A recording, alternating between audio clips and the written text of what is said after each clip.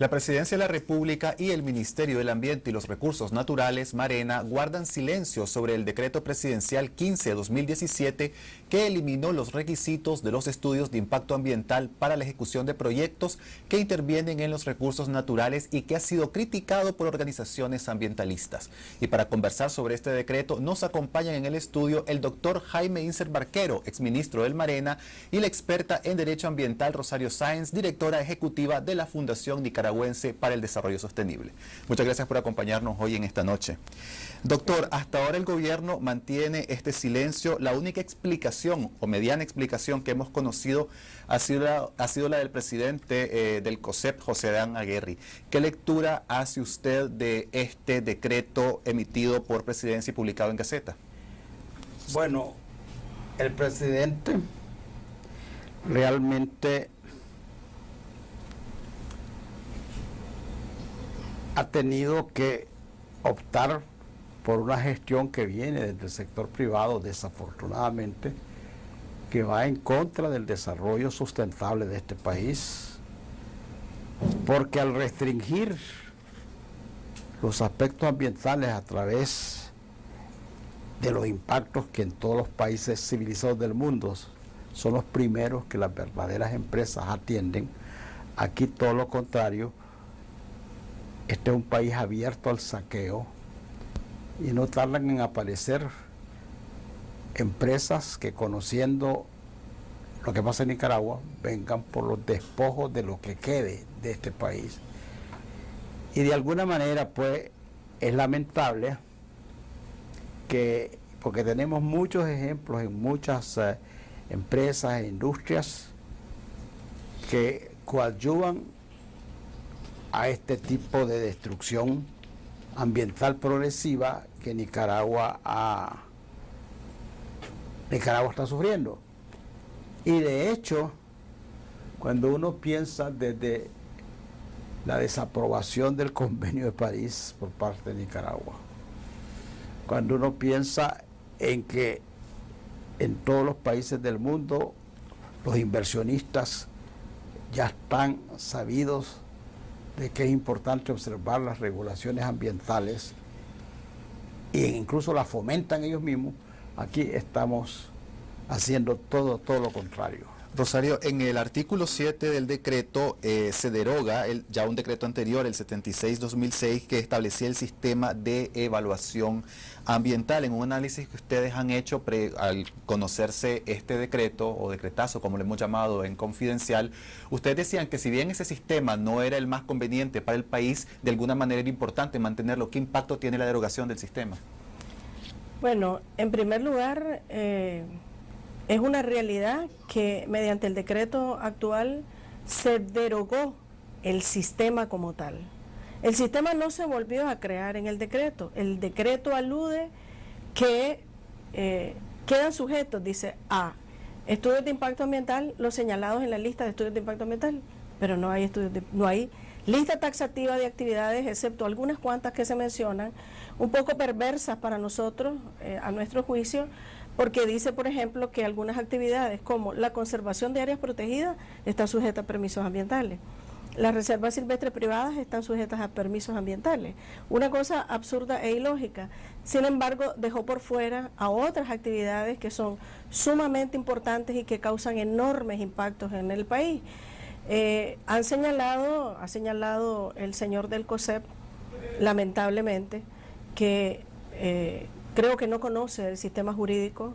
Creo que en este proceso y en este momento en el país estamos pasando por una crisis legal en todos los sentidos, porque no es posible que alguien diga de que el decreto derogado y una resolución ministerial que supuestamente están a punto de sacar van a ser mucho mejor que el decreto anterior. El decreto anterior ya establecía todo un sistema y un procedimiento administrativo para la permisología ambiental. El gran problema es, el COSEP ha dicho que es para darle más eficiencia y eficacia al sistema. La eficiencia y la eficacia de un decreto, de una norma, de un instrumento legal, se la da la institucionalidad. ¿Qué capacidad tiene la institución de poder implementar una norma? En eso reside su eficacia o su eficiencia. No reside en otra cosa. Pero nosotros tenemos instituciones como el Ministerio del Ambiente, como el INAFOR, como las mismas alcaldías municipales que han sido despojadas de sus funciones, donde manda más una autoridad política que una autoridad técnica. Ese es el verdadero problema de la eficacia. El COSEP miente al decir que la eficacia y la eficiencia se basa solo en el procedimiento. No. Se basa en el hecho que no haya discrecionalidad a la hora que yo llego a pedir un permiso ambiental. Se basa en el hecho de que la autoridad de aplicación de la norma atienda correctamente los plazos en los que debe responder y sobre las actividades sobre las que debe de responder. En eso radica la eficiencia y la eficacia. Es importante lo que está diciendo Rosario, doctor, porque aquí hay una institución que es la institución que debe velar porque las leyes relacionadas al medio ambiente se cumplan y también todos los procedimientos, que es el MARENA. ¿Cuál cree usted que ha sido el rol del MARENA hasta ahora?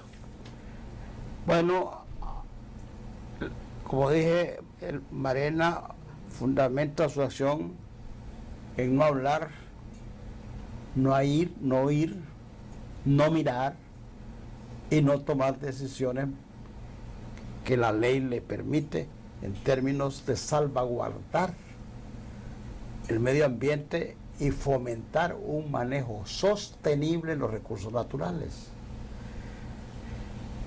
Y entonces cuando falla eso, pues obviamente todo el sustento legal que proyecta la necesidad de un buen manejo simplemente se cae. Pero no le echemos la culpa a MARENA. El MARENA es el ministerio que menos recursos dispone, menos del 2%. Pero eso entonces habla de una política del Estado que no, o más bien de la ausencia de una política de Estado en términos ambientales, porque que no le da el suficiente presupuesto a una institución como el MARENA. O sea, no hay preferencia por resolver los problemas ambientales, aunque los problemas ambientales van a definir en el futuro cercano el desarrollo de este país, especialmente el desarrollo que se basa en el aprovechamiento de suelos, de agua, de bosques, de biodiversidad. Y yo no sé cómo se puede especular en forma positiva sobre lo que está sucediendo cuando las bases que sustentan las actividades industriales o agropecuarias o mineras o pesqueras está siendo destruida, derrochada a manos limpias. Y hemos visto cómo ha habido una destrucción de las reservas naturales, incluyendo aquellas que tienen respaldo internacional. Ha habido un deterioro de cuencas, ha habido una disminución de la biodiversidad, que puede verse en la pérdida de bosques o puede verse en el mar, en la cotidiana actividad de andar pescando con bombas. Y puede verse también en los niveles de contaminación y de suciedad en que está revuelto todo este país. Y ahí nadie sale a decir. Entonces no es el asunto de sacar más leyes, es hacer funcionar las que están para poder realmente salvar este país.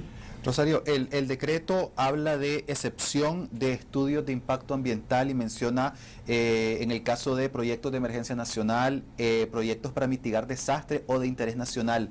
¿Cómo se establece a qué tipo de proyectos se refiere? ¿De qué estamos hablando? No se sabe.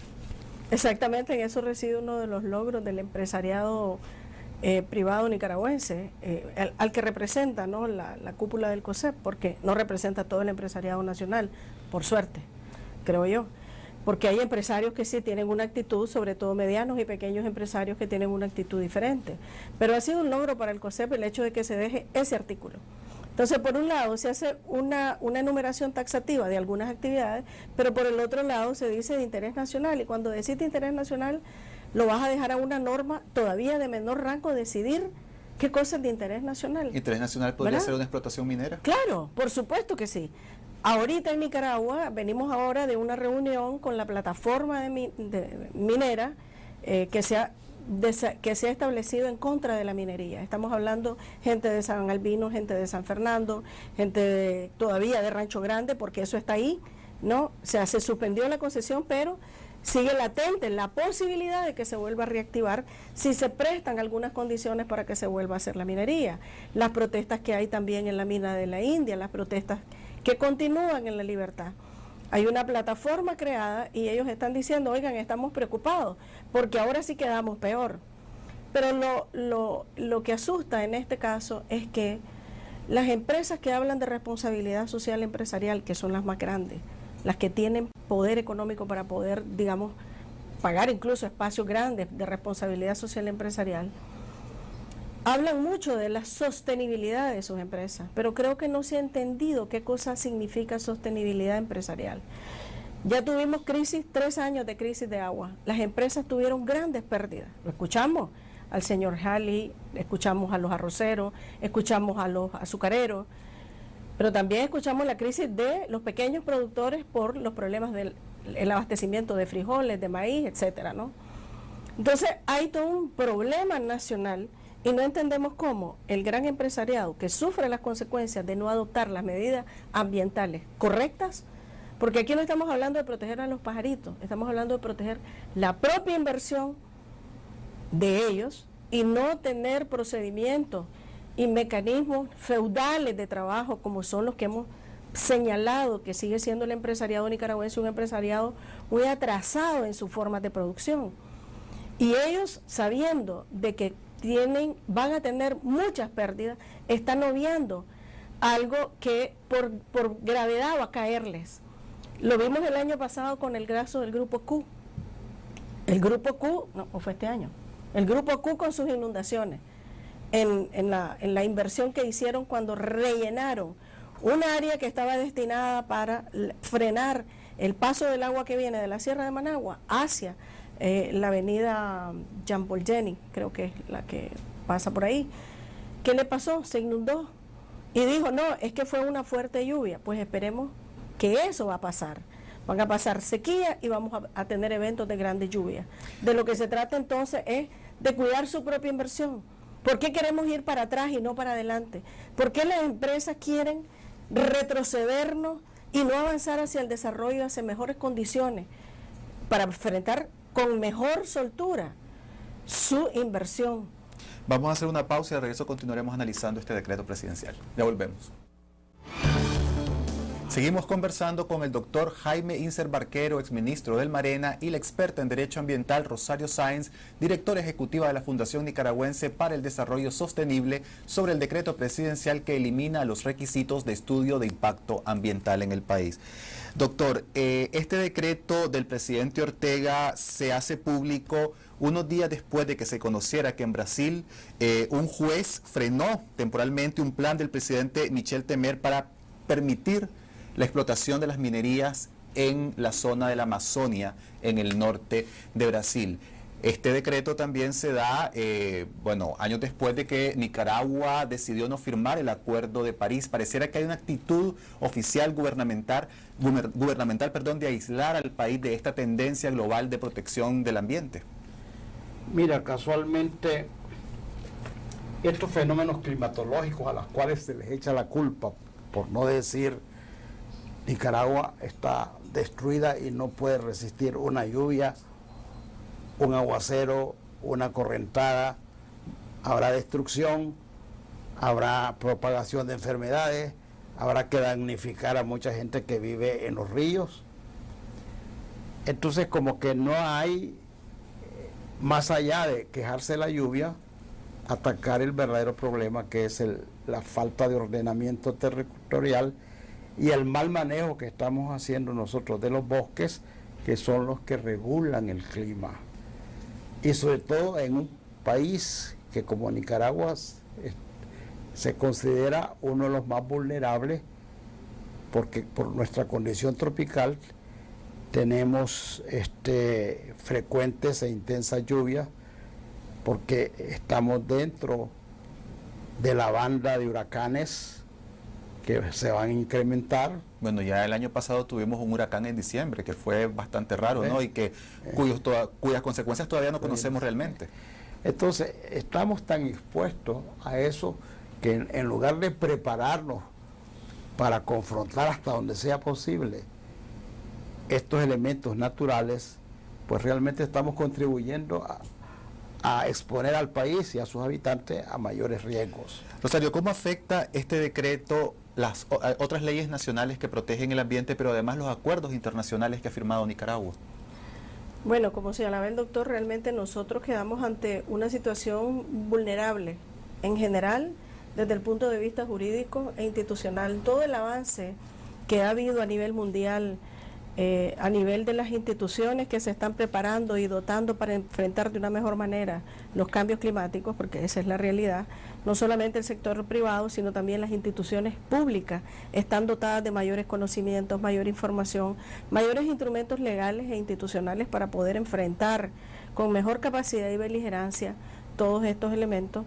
Con este decreto lo que vemos es un retroceso, ¿verdad?, que viene a vulnerar aún más la institucionalidad y todo el marco regulatorio nacional que ya teníamos. De hecho, la herramienta como sistema de evaluación de impacto ambiental ha sido medianamente cumplida. No se estaba cumpliendo a cabalidad.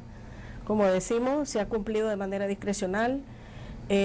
Una persona que llega a hacer un estudio de impacto ambiental a veces dice, no, prefiero no pedir el estudio de impacto ambiental, prefiero, como dice el lema, ¿no?, mejor pido perdón que pedir permiso, o mejor pago la multa que pedir el permiso, porque los procedimientos no se cumplen, porque los plazos no se cumplen, porque los técnicos no tienen capacidad de analizar el proyecto, y quedó demostrado con el macroproyecto del canal interoceánico. Si ustedes recuerdan, los mismos miembros de la comisión del canal decían que en Nicaragua no había capacidad de evaluar de ninguna manera proyectos de esa magnitud. Entonces, ¿en manos de qué quedó el análisis y el diagnóstico ambiental en Nicaragua? No quedó en manos de nadie. Entonces, ahora, el principio de prevención, que es lo que hace que existan los estudios de impacto ambiental, los planes de manejo forestal, ha sido con ese decreto totalmente vulnerado, violentado. Ya lo teníamos mal, ya lo veníamos aplicando de una forma inadecuada. Pero lo que debemos de entender los nicaragüenses es que los problemas del agua se van a acrecentar. Los problemas por la deforestación se va a acrecentar. Los problemas ocasionados por el no cumplimiento de las normas ambientales en los agroproyectos grandes, como el de la palma africana, la caña, etcétera, se van a acentuar porque están presionando los recursos naturales. Y no puede ser que el sector privado empresarial elogie y defienda esta aberración jurídica cuando va en contra de su propia actividad económica. Pero hablan además de que es resultado de las buenas relaciones que existen entre el sector privado y el sector público en Nicaragua. Doctor, el decreto por sí contradice ya el famoso Laudato Si del Papa Francisco, porque establece el deber de evaluar el impacto ambiental de toda obra o proyecto. Es decir, el gobierno de Nicaragua en realidad está poniéndose una camisa bastante complicada, una camisa de un gobierno que no respeta ni siquiera... Dándole espalda a una realidad que en otros países está siendo afrontada valientemente, tratando de minimizar lo que se nos viene encima. La empresa privada debe entender que se nos están acabando los años de las vacas gordas y que posiblemente nos viene un periodo de las vacas flacas. O sea, que la expectativa de desarrollo por el crecimiento económico no va a seguir proyectándose más porque no va a haber el elemento natural que realmente garantice ese nivel de productividad, sin agua, sin suelos, sin bosques, sin fauna y contaminándolo todo. Entonces realmente la gente debía pensar un poquito más a mediano plazo, no digamos a mediano plazo, porque realmente no son los hijos ni los nietos que van a sufrir ese efecto, que realmente no es, sino ellos mismos. en su actividad diaria van a poder experimentar en los próximos años, digamos, las respuestas que la naturaleza nos va a dar a tantos vejámenes que le hemos producido. ¿Ustedes han sido consultados respecto a este decreto? ¿Han tenido algún tipo de cita de parte de las organizaciones gubernamentales para analizar el decreto? No, y nunca. ¿Están reunidos? ¿Ustedes mismos están haciendo un análisis? ¿Van a emitir algún pronunciamiento? Sí, casualmente estamos estudiando todas las facetas, ¿verdad? Y se están uniendo otra cantidad de organizaciones que de alguna u otra forma sienten que sus intereses y su capacidad de sobrevivencia y producción y sus derechos soberanos van a ser muy limitados con todas estas medidas que solo favorecen a una minoría y que va en detrimento de la gran mayoría. Fíjate que yo no estoy en contra de la minería, pero lo que yo he observado en todos estos años es que el beneficio de la minería no va a los bolsillos de los nicaragüenses, van a las empresas y van a sus socios nicaragüenses. Y curiosamente, con toda la riqueza minera que ha habido en Nicaragua y toda la actividad minera que ha habido en Nicaragua en los últimos 50 o 60 años, casualmente los lugares donde hay minería siguen siendo pobres, ¿verdad? Y contaminados. Y contaminados. Yo quisiera ver una Libertad, un Santo Domingo, un San Albino, Mina la India. Mina la India, que toda esa gente recibe un beneficio permanente, pero no, siempre la pobreza sobrevive. Entonces, ¿para dónde va la riqueza? En bolsillos de quién se queda. Y la gente hay que aguante erosión, que aguante falta de agua, que aguante envenenamiento y todas esas cosas. No es posible. Rosario, no ¿qué acciones legales se pueden tomar ahora que ha sido publicado este decreto en la Gaceta? Bueno, nosotros en la reunión que teníamos el día de hoy dijimos que no vamos a renunciar a tener un mejor país. Es dramático lo que nos está pasando en el país y no vamos a renunciar a querer que las cosas sean mejores en el país. Hemos decidido el día lunes, vamos a hacer una conferencia de prensa, vamos a emitir un comunicado. También estamos preparando las acciones legales, aunque las instituciones jurídicas no nos hagan caso, aunque el sistema legislativo no nos haga absolutamente caso. Pero en algún momento va a haber una reflexión nacional. Estamos seguros que va a haber un planteamiento nacional, estamos seguros que se van a unir las fuerzas vivas de la nación, las fuerzas que tienen mayor conciencia, que estamos acabando con este país, que la pobreza se está incrementando en este país, a pesar de que estamos diciendo de que vamos por mejores, que tenemos mejores condiciones, que tenemos menos pobreza, que tenemos... Pero tenemos... Casi un empleo total, además.